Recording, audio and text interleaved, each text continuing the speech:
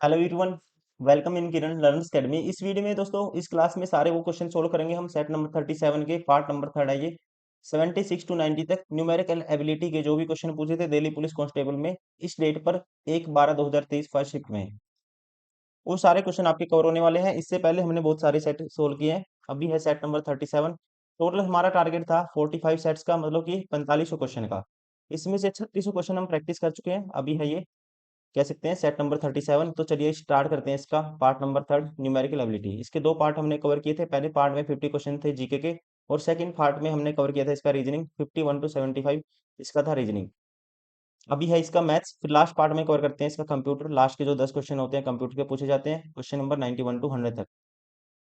76 है question number. चीनी की कीमत में 25% की वृद्धि हुई। एक परिवार को चीनी की खपत में कितने प्रतिशत की कमी करनी चाहिए ताकि चीनी पर व्यय समान रहे, खर्चा सेम रहना चाहिए।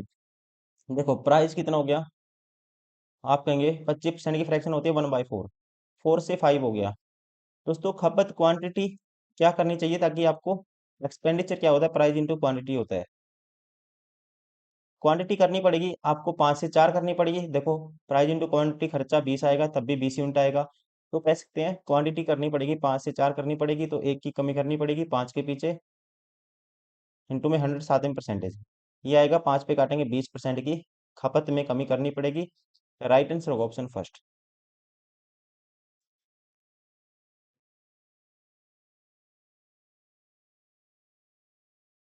Question number 77। 126, 198, 162 को पूर्ण विभाजित करने वाली सबसे बड़ी संख्या कौन सी है जो इन सभी को भाग कर देगी। देखो दोस्तों मुझे पता है। देखो 27 एक के पहाड़े में ये नहीं आता, तो ये नहीं होगा। अब 81 के पहाड़े में दोस्तों 126 नहीं आता, ये भी नहीं होगा। अब 18 सत्ता 126 होता है, 18 निम्न 162 होता है, 18 एकम 18, 18 गुना 11 करेंगे 198 आता है, 18 इन सभी को भाग करता है। तो ये होगा इनको विभाजित करने वाली सबसे बड़ी संख्या, कह सकते हैं इनका होगा HCF, highest common factor. Right answer होगा ऑप्शन सेकंड।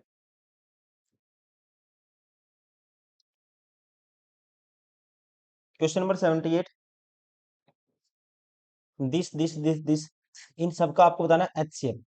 एचसीएफ दोस्तों हाईएस्ट कॉमन फैक्टर होता है, आपको डायरेक्ट करना है।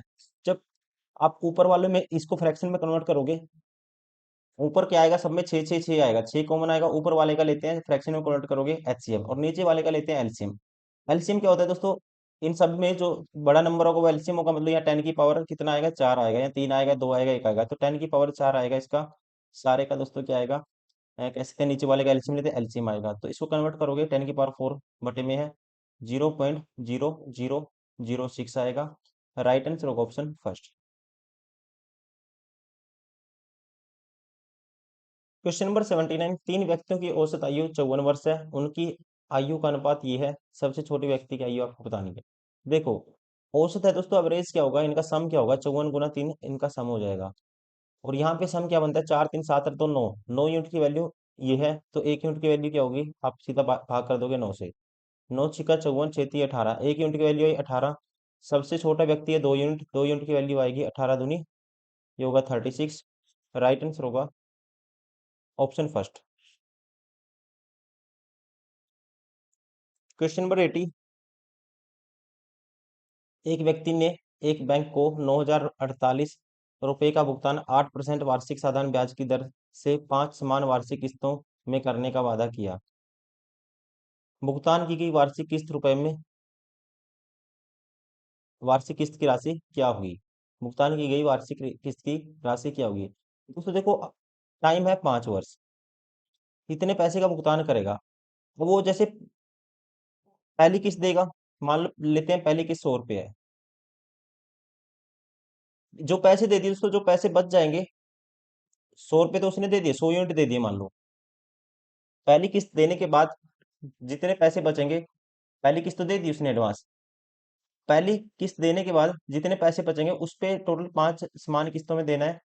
तो उस पे लगेगा, कह सकते हैं 8 के हिसाब से 4 साल का ब्याज लगेगा जो पैसे बच गए। तो फिर दूसरी 100 रुपये फिर दे दिए, फिर लगेगा 8 गुना 3 साल का ब्याज, फिर 100 प्लस 8 गुना 2 आएगा, और फिर 100 प्लस 8 गुना 1 आएगा, और फिर दोस्तों लास्ट की तो दे ही देगा, फाइनली 5वीं किस्त होगी जो उसकी ठीक है, 5वीं किस्त पे तो कोई ब्याज नहीं लगेगा, वो तो दे दे लास्ट में तो मतलब निपट ही जाएगा, उसके बाद कोई ब्याज नहीं लगेगा, ये कह सकते हैं हम। आपको इस कॉन्सेप्ट को याद रखना है, डायरेक्ट करना है एग्जाम में। अब टोटल पैसे हैं कितने, 9,048 ये आएगा, देखो 8 चौका 32, 8 या 24, 32 और 24 होता है 56, 32 में 24 56, 56 और 16 दोस्तों आएगा 72, और 8 80, 80 तो ये हो गया 580 आएगा, 580 यूनिट की वैल्यू है। टोटल कहता है कितना भुगतान करना है, भुगतान करना है 9,048 का। तो ये है बराबर इसके, तो 1 यूनिट की वैल्यू आएगी 580 जाएगा बटे में। बतानी कितने की है, एक किस्त की वैल्यू बतानी है। तो किस्त कितने की थी, 100 रुपए की, तो ब्याज है। किस्त कितने की थी दोस्तों, 100 रुपए की थी, तो 100 मतलब 100 यूनिट की थी, 100 यूनिट की वैल्यू आपको निकालनी है। तो इसको कैंसिल आउट करते हैं, 29 से, 29 दूनी 58, जीरो से जीरो, 29 दूनी 58 होता है। 29 थी ये दोस्तों 87 होगा, 3 बचेगा, 29 30 87, 3 बचा, 29 एकम 29, 5 बचेगा, 29 दूनी 58 आएगा, फिर 312 आया, 29 से काटा, ये 2 आया था। 2 से फिर कैंसिल आउट करता हूँ 312 को, तो ये आएगा हमारे पास कितना आएगा, 300 का 10, 150, 156 आएगा। 156 गुना 10 करना है, तो ये आएगा 1560। राइट आंसर होगा ऑप्शन 4।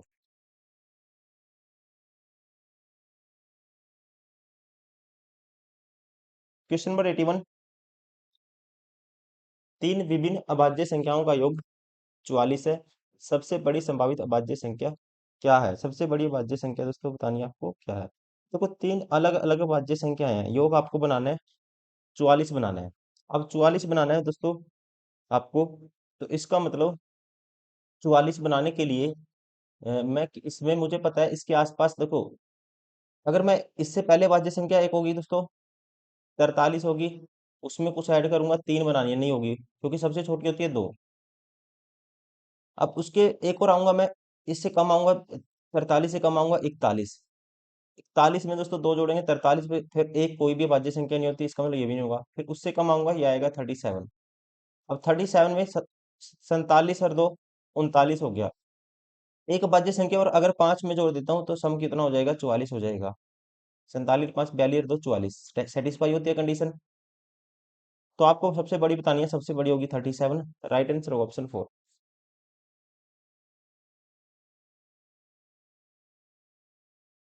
क्वेश्चन नंबर 82, पीहू 225 रुपए में एक चॉकलेट खरीदती है और उसे 300 रुपए में बेच देती है, उसका लाभ प्रतिशत क्या हुआ। 225 में खरीदी, 300 में बेच दी, तो 25 निमा 225 होता है, और 25 चौका 100, ये होगा 12। 3 तिया 9, 3 चौके 12, तीन की चीज 4 में बेच दी, एक का प्रॉफिट 3 के पीछे इंटू में 100, साथ में परसेंटेज, तो 1/3 इक्वल टू 33.33% का होगा profit. Option third. Question number 83, समान अंक वाले 5 विषयों में एस ने पहले सेमेस्टर में 45, 78, 36, 65 और 56 अंक प्राप्त किए। दूसरे सेमेस्टर में दोस्तों उसने ये प्राप्त, पहले वर्ष में उसके औसत अंक क्या है। ठीक है, पहले वर्ष में देखो, पहले सेमेस्टर में ये 6 महीने का सेमेस्टर मान लो, और दूसरे सेमेस्टर में ये है, पूरे वर्ष का आपको बताना है। तो मान लेता हूँ दोस्तों पूरे वर्ष का कोई भी वैल्यू उठाओ, इनमें से कोई भी मिडिल वैल्यू उठा लेते हैं हम। ठीक है, मान लेता हूँ इनमें से कोई भी मिडिल वैल्यू मैं उठा लेता हूँ। यहाँ देखो 60 से कुछ एक्स्ट्रा है वैल्यू, और 60 से कुछ कम भी है, तो मैं मान लेता हूँ 60 है दोस्तों। 60 से कंपेयर करता हूँ सभी को। अब 60 में, अब देख लें 60 से ये 15 कम लेके आया, यहाँ पे 15 कम आए, यहाँ पे दोस्तों 15 से कितने, 60 से 18 एक्स्ट्रा आ गया, यहाँ पे 24 कम आ गया 60 से, यहाँ से 60 से दोस्तों 5 एक्स्ट्रा आ गया, यहाँ पे अब 60 से 12 कम आ गया, यहाँ 60 से दोस्तों 12 एक्स्ट्रा आ गया, और यहाँ 60 से कह सकते हैं 5 कम आ गया, यहाँ 60 से 14 कम आ गया, और यहाँ 60 से दोस्तों कितना एक्स्ट्रा आ गया, 19 एक्स्ट्रा आ गया। अब देखो न्यूट्रल करो इसको पहले, 12 से माइनस प्लस कैंसिल आउट हो गए, प्लस का 5 माइनस 5 ये भी कैंसिल आउट हो गए। अब यहाँ पे दोस्तों हमारे पास ये 18 है और 19 है, और ये माइनस का कितना हो गया, ये 18 और ये 19, देखो माइनस वाले जोड़ देते हैं। 18 में से 15 गए दोस्तों, ये प्लस का 3 बचेगा, और 19 में से 14 गए, प्लस का दोस्तों 5 बचेगा मेरे पास, और माइनस का है 16, सॉरी 24। 8 माइनस करेंगे 24 में से, माइनस का 16 बचेगा, मतलब ओवरऑल से कितना कम करना, आपको 16 कम लाना पड़ेगा। ठीक है, 60 तो मैंने माना, 60 से कंपेयर किया, 16 कम आता है। एवरेज अगर मैं 60 मानता हूँ तो 16 कम आता है ओवरऑल इन सभी को मिला के। अब प्रत्येक में कितना कम बटेगा, टोटल बंदे कितने हैं, आप कहेंगे 10 हैं। कितने हैं दोस्तों बंदे? 1 2 3 4 5। यहाँ पे एक और था इसमें, 60 से 4 कम भी आया था दोस्तों, ये 4 और लेना भूल गए, ये वाला लेना भूल गए, ये तो हमने ले लिए 5। यहाँ पे लेकिन 4 लिए, एक 4 और ये आएगा, ये वाला नहीं काउंट किया हमने, 4 कम और आएगा। टोटल ओवरऑल से कितना कमाया? 20 कमाया। अब जो कितना कमाएगा सब में न्यूट्रल करने के लिए सब में इक्वल कम होगा। और बंदे कितने? 10 हैं। 10 से डिवाइड कर देंगे, तो इसमें से 60 में से 2 कम कर देंगे, प्रत्येक को 2 कम मिलेगा। तो प्रत्येक को 2 कम मिलेगा तो एवरेज प्रत्येक का क्या आएगा? फिर 58 आएगा। राइट आंसर होगा ऑप्शन थर्ड। या फिर आप सभी को ऐड करो, 10 से डिवाइड करो।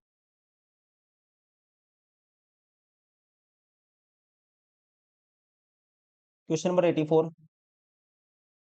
आशा एक निजी बैंक में 15% दर पर 12,500 रुपए की धनराशि जमा करती है, जिसमें ब्याज 6 माही आधार पर चक्रवृद्धि किया जाता है। आशा एक से इकट्ठे 2 वर्ष बाद कुल धनराशि रुपए में कितनी हो जाएगी? अमाउंट बताना है कितना हो जाएगा। देखो रेट को कन्वर्ट करेंगे 6 माही में। ये है दोस्तों 12 महीने की रेट। 6 माही में रेट क्या हो जाएगी इसका? कह सकते हैं 12 महीने की है ये, इसका आधी हो जाएगी 6 माही में रेट। रेट हो जाएगी 7.5%। 7.5% हो जाएगी। अब 7.5% को लिखते हैं 75/1000। परसेंटेज हटा दिया, 25 दिए 75, 25 × 100। तो आप कहेंगे अगर 40 था प्रिंसिपल, 43 हो गया अमाउंट। 40 से फिर अगले साल 43, फिर 40 से 43। अब प्रिंसिपल कितना है? 12,500। 40 × 40 × 40 यूनिट की वैल्यू ये है, तो 1 यूनिट की वैल्यू क्या आएगी?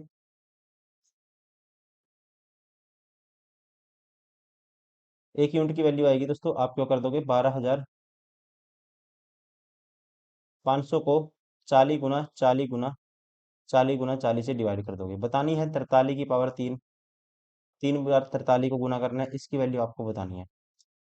देखो जी, 2 जीरो से 2 जीरो कैंसिल आउट होगी, 2 जीरो से 2 जीरो कैंसिल आउट होगी।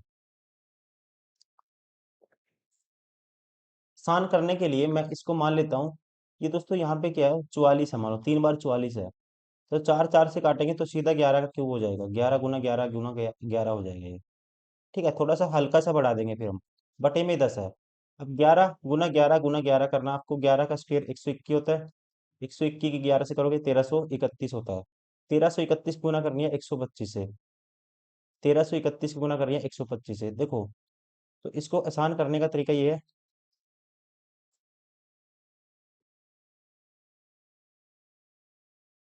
देखो 125 की 11 से 3 बार ही गुना करनी है। तो पहले 11 से शॉर्टकट मल्टीप्लाई करने का तरीका होता है, 5 लिखो, ऐड करते जाओ, 5 और 2 7, फिर आएगा ये आएगा 5 और 2 7। देखो 5 लिखा, 5 और 2 7, 2 और 1 3। फिर इसकी 11 से फिर मल्टीप्लाई करनी है, 5 आएगा, 7 और 5 12, एक कैरी, 7 और 3 10 और 1 11, एक कैरी, 3 और 1 4 और 1 5, एक में जो एक ये आएगा। फिर इसकी दोस्तों फिर 11 से गुना करनी है, तो ये आएगा 5, 5 और 2 7, फिर आएगा 3, फिर आएगा 6, फिर आएगा 6, और फिर आएगा 1। और बटे में 10 भी है, ये आएगा 16,637 पॉइंट समथिंग। लेकिन ये हमने क्या माना था? ज्यादा माना था, इससे थोड़ा सा कम आना चाहिए, इससे कम, ये तो देखो ज्यादा ही कम हो गया। ये भी दोस्तों ज्यादा कम है, लेकिन लगभग आंसर लगा सकते हैं हम क्या आएगा, क्योंकि मैंने 44 माना था, इससे कम आएगा, इसका मतलब जो आया आंसर इससे कम आएगा। तो ये है राइट आंसर होगा इसका ऑप्शन थर्ड। इस तरह से कर सकते हो आप, या फिर इफेक्टिव रेट आप कैलकुलेट कर सकते हो डायरेक्टली। 15% को कन्वर्ट करेंगे 7.5% की आपकी इफेक्टिव रेट निकालनी है 3 बारी। टाइम लगेगा ही आपको क्वेश्चन सोल्व करने में, ठीक है, टाइम तो उसमें भी लगेगा। मेरे हिसाब से आपको इसी क्वेश्चन पे जाना चाहिए, क्योंकि दिल्ली पुलिस कांस्टेबल में 15 में से 13 14 क्वेश्चन आपको बिल्कुल आसान मिलेंगे, मीडियम से मिलेंगे, ज्यादा मुश्किल नहीं मिलेंगे।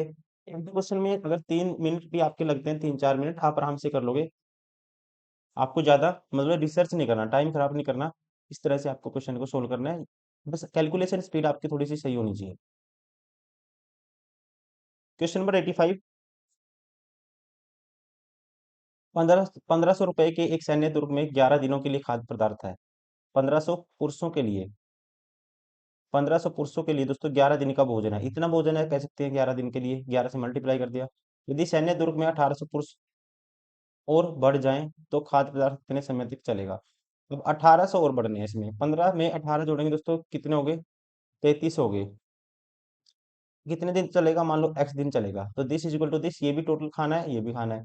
तो एक्स की वैल्यू बतानी है, 2 जीरो से 2 जीरो कैंसिल, 11 तिये 33, 3 पे काटोगे 3 पंजे 15, तो एक्स की वैल्यू आएगी 5।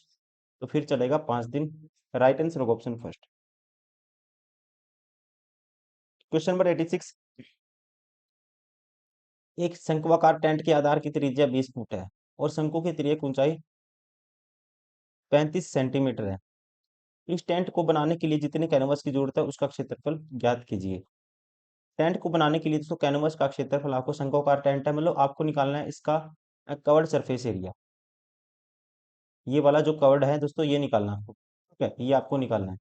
अब इसकी त्रिज्या क्या दी है, फुट में दी हुई है, फुट में दी हुई है, ठीक है। कैनवस का क्षेत्रफल क्या होगा, जो इसका वक्र पृष्ठीय क्षेत्रफल होगा कवर्ड सरफेस एरिया होगा, तो वक्र पृष्ठीय क्षेत्रफल होता है पाई आर एल। पाई की वैल्यू 22/7 और आर की वैल्यू दोस्तों क्या है, यहाँ पे देखो, इसमें देखो कि इंग्लिश में देखो यहाँ भी फिट में है, यहाँ भी फिट में है, तो इसका मतलब ये गलत दिया हुआ है, यहाँ पे सेंटीमीटर नहीं आएगा, फिट में आएगा। तो पाई आर एल, पाई की वैल्यू ये, आर की वैल्यू फीट में है, फीट में निकल जाएगा, अब तो 20, एल की वैल्यू 35। स्लैंट हाइट की वैल्यू है जी कितनी, तिर्यक ऊंचाई है ये 35। आसान हो गया फिर तो, 7 पंजे 35 और बाई पंजा 110 के आगे गुना 20 है, तो 11 दूनी 22, ये आएगा 2200 फीट आएगा, स्क्वायर आएगा। राइट आंसर होगा ऑप्शन 4। कितना आएगा, 2200 फीट स्क्वायर या वर्ग फीट। Question number 87। एक संख्या P दूसरी संख्या Q से 15% कम है और Q 156 से 12% अधिक है। Q है दोस्तों 156 से 12% अधिक, तो सीधा कहेंगे Q है 156 से 12% अधिक, मतलब इसका 112/100 है, ये है वैल्यू Q की। तो P का मान क्या है, P का मान आपको बताना है, और कहता है ये Q की वैल्यू होगी, और यदि एक संख्या P दूसरी संख्या Q से 15% कम है, तो P है दोस्तों इससे 15% कम, मतलब इसकी फ्रैक्शन होती है 3/20, 17/20 है इसका। अब ये आपको सोल्व करना है, कैंसिल आउट करते हैं। अगर मैं काटता हूँ इनको, 2 पे काट देता हूँ, ये आएगा दोस्तों 56 आएगा, बटे में तो 1000 है। लास्ट डिजिट अगर देखते हैं, लास्ट डिजिट यहाँ पे 2 है, यहाँ पे एक, इसमें 1 है, तो सबसे पहले लास्ट डिजिट देखते हैं क्या आएगा, 7×42, 2×12, 2 आता है लास्ट डिजिट, ये ऑप्शन तो बाहर हो गया। अब आपको कैलकुलेट करना ही पड़ेगा, कैलकुलेट करना ही पड़ेगा। देखो 156 की पहले गुना कर दो आप, 156 को इस ऐसे लिख सकते हैं, 8×7×17 ऐसे लिख सकते हैं इसको। पहले इससे 8 से गुना करता हूँ इसकी 156 की, तो ये आएगा 8×6 = 48, 4 कैरी, 8×5 = 40 और 4×44, 4 कैरी, 8×8 = 12। फिर इसकी मल्टीप्लाई कर देता हूँ 7 से, 7 56, 7 कितना आया दोस्तों, 56 आया। 5 कैरी, 7×4 = 28, 5 33, 3 कैरी, 7×2 = 14, 3 17, 1 कैरी, 7×7 = 8। अब इसकी गुना करनी है 17 से, 17×6 = 102, 10 कैरी, 17×3 = 51 और 10 61, 6 कैरी, 6 कैरी। अब यहाँ पे हमारे पास क्या आता है, ये आता है देखो, 17×6 = 102, 10 कैरी, 17×3 = 51, 10 61, 6 कैरी, 17×7 = 119 और 6 125 का लिखूंगा 5, फिर कैरी जाएगा 12, 17×8 = 136 और 12 148 होगा, और बटे में है दोस्तों इसके 1000, तो ये आएगा 148 पॉइंट समथिंग के आसपास आएगा। राइट आंसर होगा ऑप्शन फर्स्ट ही राइट आंसर होगा। तो इसने क्या मान लिया है, लगभग मान लिया दोस्तों, ठीक है। ऑप्शन पहला बार नहीं होगा, इसने क्या ले लिया, लगभग मान लिया है। एग्जैक्टली वैल्यू इसने नहीं ली, क्योंकि ये 2 छोड़ दिया इसने, यहाँ 51 नहीं है, ठीक है, ये वाला पॉइंट इसने नहीं लिखा। मैं सोच गया था कि इसने एग्जैक्ट मान लिया है, तो ये वाला जैसे 1.51 है, ये 2 भी आता है यहाँ पे, इसने 2 नहीं लिया। तो मैंने क्या सोचा, इसने 2 मतलब 2 आता ही नहीं होगा, तो मैंने ऑप्शन में देखा 2 आ रहा था, और आ भी रहा है एक्चुअली मल्टीप्लाई करने से, लेकिन इसने इसको 148.51 की तरह से लिया हुआ है। तो ऐसे क्वेश्चन में गलती भी हो सकता था आपका, जैसे कि कई बार एग्जाम में सोचते हैं कि अब मान लो यही आंसर आ जाता, जैसे 2 ऑप्शन सेम हो जाएं, और यहाँ तक इसने कैलकुलेट कर दिया, और आप सोच रहे हो कि 2 आना चाहिए लास्ट डिजिट, आप इनमें से ऑप्शन कर देते हो कई बार जल्दी जल्दी में, ठीक है। जैसे मान लो आपके पास टाइम 2-3 सेकंड रह गया, आप क्या करते, लास्ट डिजिट चेक करते और एक ही ऑप्शन है जिसके लास्ट में 2 है, तो आप आंसर कर देते, तो गलत होने के चांस भी हो जाते। इसमें हमारी गलती नहीं है, गलती है ये क्वेश्चन की, क्योंकि इसमें है ये लास्ट वाला 2 नहीं लिया इसमें, ठीक है। जैसे मैंने एग्जैक्ट आपको निकाल के दिखाया, तो क्या आता है 148.512 आता है, लेकिन इसने सिर्फ ये यहाँ तक रखा है। राइट आंसर होगा इसका ऑप्शन फर्स्ट।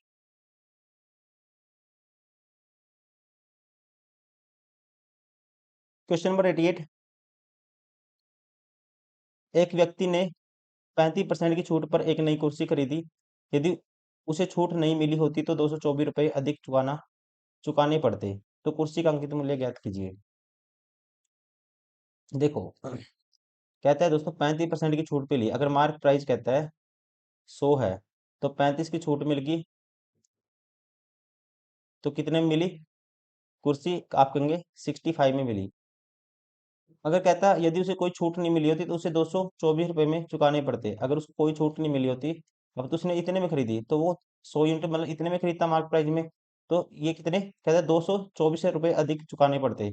अब उसने चुकाया 65, फिर अगर नहीं मिलती तो वो चुकाता 100, तो कितने अधिक चुकाता वो? 35 अधिक चुकाता 35। तो इसका मतलब 35 यूनिट की वैल्यू क्या है? 224। तो 1 यूनिट की वैल्यू क्या आएगी? 224/35। कुर्सी का अंकित मूल्य क्या है? 100 यूनिट है। 100 यूनिट की वैल्यू आपको बतानी है। तो 5 सत्ता 35, 7 से काटूंगा इसको, 5 सत्ता 35, 5 से काटूंगा 20 आएगा, 5 से काटूंगा 20 आएगा, 7 से काटता हूँ 7 तिया 21, 7 दूनी 14, 32 दूनी 64। तो दोस्तों कितना आएगा? मार्क प्राइस आएगा 640। Option first. Question number 89। शांति 68 किलोमीटर प्रति घंटा की चाल से अपनी कार चलाते समय यह देखती है कि किसी समय एक चलती बस उसकी कार से 40 मीटर आगे है, और 10 सेकंड के बाद वह पाती है कि वह बस से 60 मीटर आगे है। तो बस की चाल ज्ञात कीजिए। अब ये देखेंगे सबसे पहले उसने कितना डिस्टेंस कवर किया कार से। शांति कार की स्पीड है 68 किलोमीटर प्रति घंटा है दोस्तों, ठीक है, उसने कवर कर दिया। बस थी 40 मीटर आगे थी, अब वो 40 मीटर आगे क्या होगी? कार होगी। तो कवर ये 40 भी किया और 60 आगे गई, 100 मीटर कवर किया। ये कवर होगा जो रिलेटिव स्पीड से होगा। कार की रिलेटिव स्पीड ये मतलब गिवन है, दोनों एक ही डायरेक्शन में जा रही है, तो बस की क्या होगी? मान लो एक्स है, ये होगी रिलेटिव स्पीड, और इसको कन्वर्ट कर देंगे मीटर पर सेकंड में। और कितने? 10 सेकंड में ये टाइम इतना डिस्टेंस कवर हुआ, तो 10 से मल्टीप्लाई कर देंगे। आपको बताना है किसकी वैल्यू? एक्स की वैल्यू बतानी है। देखिए, मल्टीप्लाई कर दे, क्रॉस ये होगा हटा 1800, बराबर है 68 - एक्स गुना 50। मल्टीप्लाई कर देते हैं 50 से 68 की, तो 68 को लिख सकते हैं दोस्तों, कह सकते हैं 50 को लिख सकते हैं 100/2। 100/2 से मल्टीप्लाई करोगे 68 की, तो ये हो जाएगा मतलब कि 6800, उसका आधा 3400 हो जाएगा। अब यहाँ पे मैंने क्या किया? देखो, मैंने क्या किया, इसको 50 से मल्टीप्लाई किया, और इसको भी 50 से मल्टीप्लाई करूंगा, ये होगा -50x। अब ये उस साइड जाएगा, ये माइनस होगा, 50x की वैल्यू उस साइड जाएगा पॉजिटिव, और ये हो जाएगा माइनस। 3400 में से 1800 गए, तो आप कहेंगे कितना बचा? 1600 बच गया। एक्स की वैल्यू 0 से 0, 5 से काटूंगा 32 आएगी, तो एक्स की वैल्यू क्या आएगी? 32, मतलब बस की स्पीड क्या आएगी? 32 किलोमीटर पर घंटा। राइट आंसर होगा ऑप्शन सेकेंड।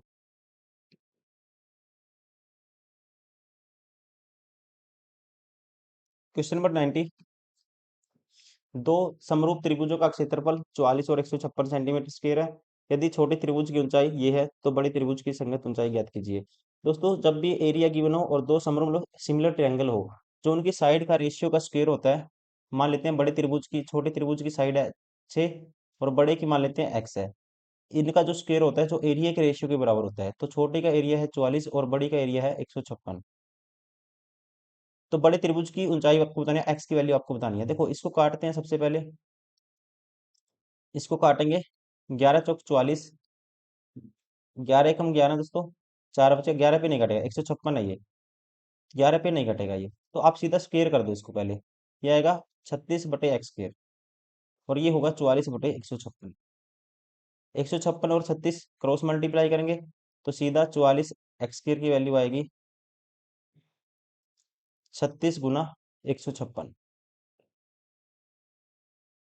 अब इनको काटते हैं पहले। एक्स की वैल्यू क्या आएगी? 44 में जाएगा, इसको काटता हूँ 4 पे, तो 11 आएगा, इसको 4 पे काटूंगा, इसको 4 × 9 = 36 होता है, 9 आएगा। 156 है यहाँ पे, और ये है 11, ये है 11, 11 तो कैंसिल आउट नहीं होगा। ये देखिए, इसने उल्लू बना दिया यार हमारा भी दोस्तों, देखो ये 48 है यहाँ पे और यहाँ पे 44 है, ये क्वेश्चन में एरर है, ठीक है, तो ये 48 लोगे फिर कैंसिल आउट हो जाएगा, इसको 48 लेना पड़ेगा, ये था 44 की जगह सीधा 48 कर दो, आंसर आ जाएगा। देखो इंग्लिश में सही है, हिंदी में गलती हुआ है, यहाँ 48 है, तो 12 तिये 36, 12 चौक 48 है, तो 4 पे काटूं मैं इसको, 4 तिये 12, 4 निमा 36, 39 तिया होता है 139, 3 निम 27, एक कैरी ना, दो, दो कैरी, 3 3 और 2 11, 117, तो 100 एक्स की वैल्यू होगी, इसका रूट कर देंगे, 117 आएगी रूट में, राइट आंसर होगा ऑप्शन थर्ड। ठीक है, हिंदी में क्या था, 44 दिया हुआ है, इंग्लिश में दिया हुआ है 48, 44 लेते हैं तो आंसर नहीं मैच होता, 48 लेते हैं तो आंसर मैच होता है, तो इसका मतलब क्या है, 48 है सही, राइट आंसर होगा ऑप्शन थर्ड।